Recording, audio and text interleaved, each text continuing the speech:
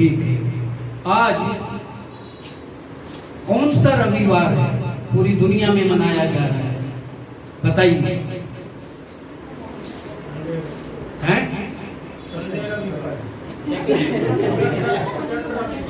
हैं?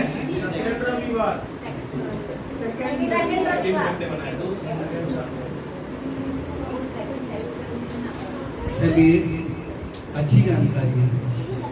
WhatsApp use करते हैं, इंस्टाग्राम यूज़ करते हैं, फेसबुक यूज़ करते हैं, कितने वीडियो देखते हैं, कितने ऑनलाइन कितनी सेवकाई हो रही है, उसकी आप लोगों को इतनी छानबीन है खूब, लेकिन कुछ महत्वपूर्ण जानकारियाँ भी होनी चाहिए।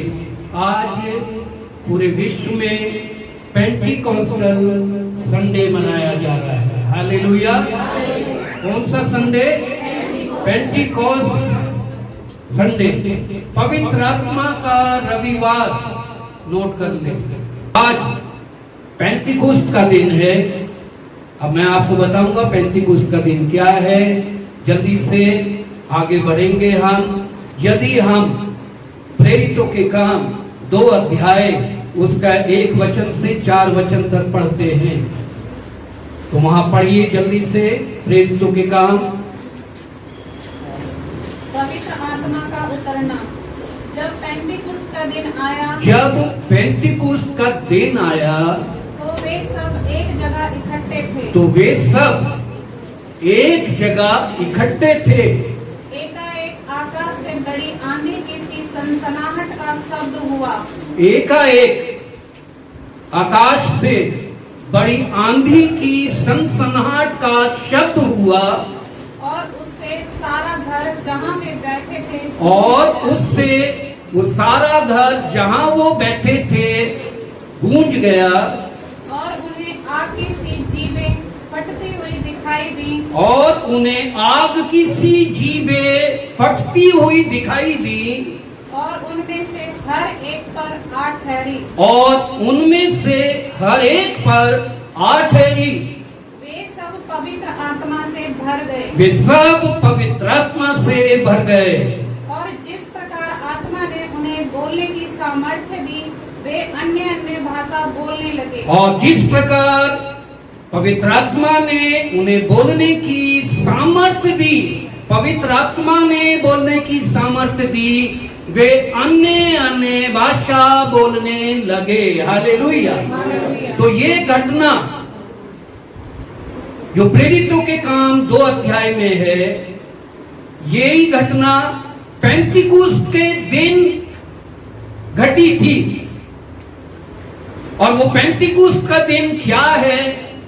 यहूदियों का त्योहार है। बाइबल में यहूदियों के कई पर्व हैं। ध्यान से सुने, ये शिक्षा है, नोट कर ले। ये बाइबल की बहुत गहरी शिक्षा मैं आपको दे रहा हूं, है ना। अब जो बाइबल नहीं लाए, जो डायरी नहीं लाए, खाली मोबाइल उठा के आ गए, अब वो क्या करेंगे? बोले अरे रिकॉर्ड हो रहा, रिकॉर्ड, है ना। वो तो अच्छी बात है। पेंटिकुस्त का पर्व यहूदियों का पर्व है, लेकिन जिस दिन पवित्र आत्मा उतरा, उस दिन ये पेंटिकुस्त का पर्व यहूदी लोग यरूशलेम में, पूरे यहूदिया में, पूरे इस्राएल में मनाया जा रहा था। उस दिन से पहले विश्व में इस दिन को कोई नहीं जानता था। कलीसिया तो उस समय गुप्त थी। अब पेंटिकुस्त का दिन जो है वो 50वां दिन है, पर्वों का 50वां दिन।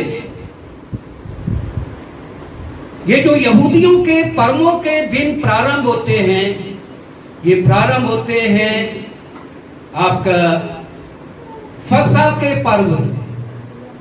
समझ गए? फसह का पर्व यहूदियों का, फसह का पर्व प्रायश्चित का पर्व है, प्रतिवर्ष आता है। उस दिन उन्हें एक मेमना बलिदान करना पड़ता था। आमीन। फसह के पर्व के दिन से एक दिन पहले प्रभु यीशु क्रूस पर बलिदान हुआ था। देखिए, काउंट कर लीजिएगा। फसह का पर्व, प्रभु यीशु तीसरे दिन जी उठा, ठीक है, मृतकों में से जी उठा। फिर जी उठने के बाद प्रभु यीशु 40 दिन तक अपने शिष्यों के साथ रहा। ठीक, 40 दिन प्रभु यीशु अपने शिष्यों के साथ रहा। 40 दिन के बाद प्रभु यीशु अपने कई चेलों को देखते हुए जैतून पहाड़ से स्वर्ग पर उठा लिया गया। और जिस समय यीशु उठाया गया, उस समय वहां पर 500 चेले, लगभग 500 चेले उपस्थित थे, जिन्होंने यीशु को ऊपर जाते हुए देखा। और ऊपर से 2 स्वर्गदूत आए और कहा, हे गलीली पुरुषों, तुम क्यों व्याकुल हो, क्यों परेशान हो? जिस मसीह को, जिस यीशु को तुमने ऊपर जाते हुए जिस प्रकार बादलों पर जाते हुए देखा है, हवा में बादलों पर, उसी प्रकार यीशु दोबारा वापस आएगा। आमीन। और अभी आएगा, हम यीशु के आने का इंतजार कर रहे हैं। अब जब यीशु उठा लिया गया, उठाए जाने से पहले प्रभु यीशु ने प्रेरितों के काम पहला अध्याय उसके 5 वचन से 8 वचन तक जब आप पढ़ेंगे तो वहां पर अपने चेलों को हिदायत दी। पहली हिदायत क्या दी? तुम यरूशलेम को ना छोड़ना। यरूशलेम को ना छोड़ना। ये बहुत महत्वपूर्ण सैद्धांतिक बातें हैं जो वचन में अंकित कर दी गई है। ये कोई कहानी किस्सा नहीं है, लेकिन इसका बहुत महत्वपूर्ण है। इसके पीछे परमेश्वर की योजना, परमेश्वर की आज्ञाएं छुपी हुई है, जो वचन के रूप में, बाइबल के रूप में, पुस्तक के रूप में हमारे पास अब उपलब्ध है। इसलिए उसे बहुत आदर और सम्मान हम देते हैं।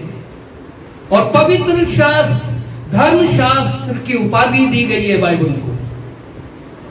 तो यीशु ने आज्ञा दी कि यरूशलेम को ना छोड़ना। कब तक ना छोड़ना?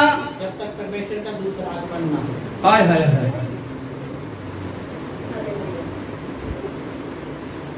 पहले तो टोपी उतारिए, उतारिए टोपी, तो आपके दिमाग में सही संदेश जाएगा।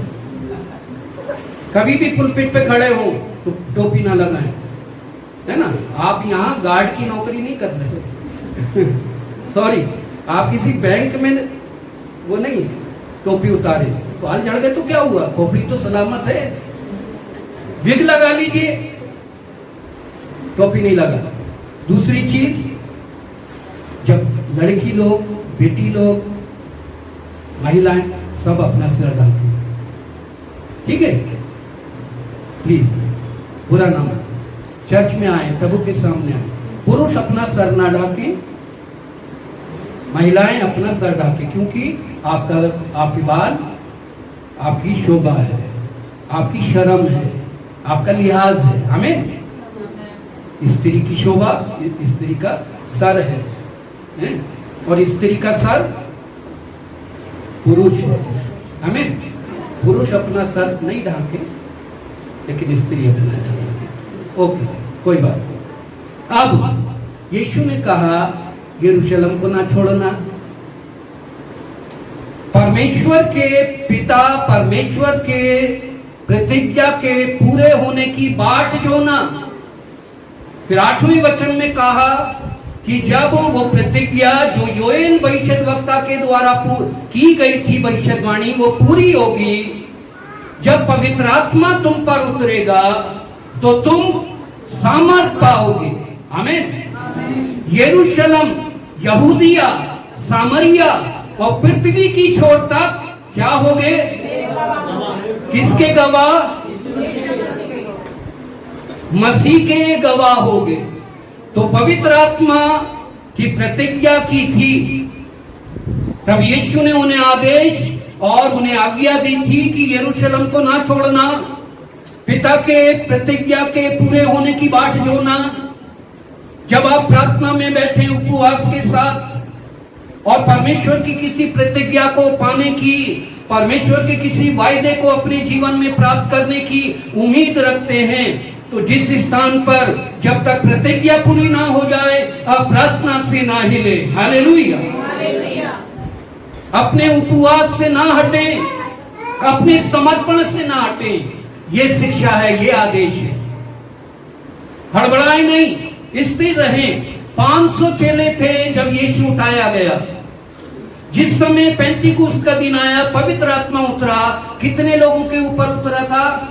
वो गिनती में 120 थे। 500 में से 120 निकले तो कितने बचे?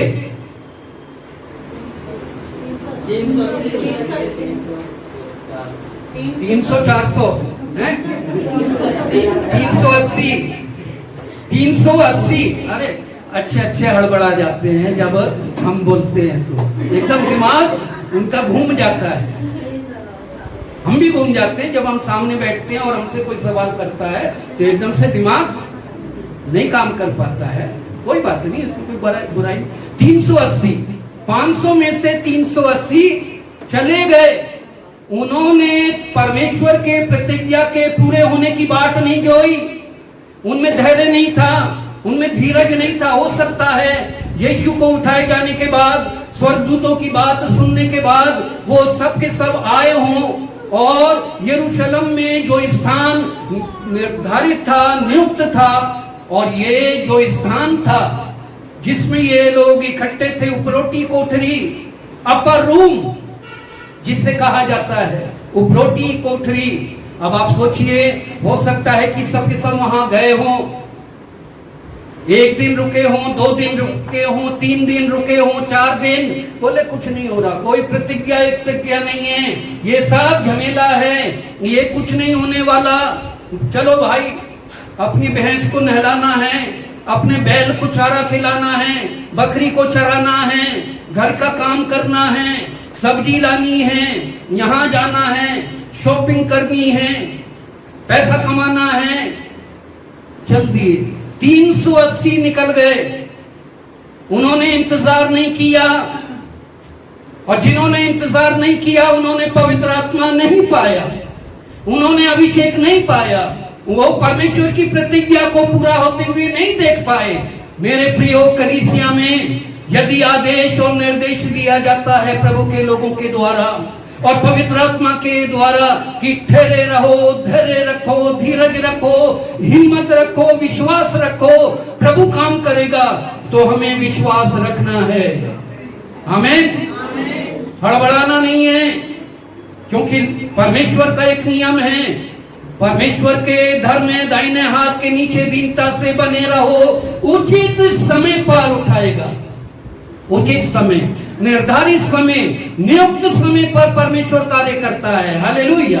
मेरी सोच, मेरी समझ के अनुसार नहीं, परमेश्वर अपनी प्लानिंग, अपनी परिपाटी, अपनी योजना के अनुसार काम करता है। उस योजना तक हमें पहुंचना है अपने समर्पण के साथ। हालेलुया। 380 निकल गए। आज कई कलीसियाओं में ऐसा होता है, कई बार ऐसा देखा है। बहुत लंबा समय हो गया, आपके लिए नहीं कह रहा हूं, मैं अपना अनुभव बता रहा हूं। 40 साल से देखता चला आ रहा हूं।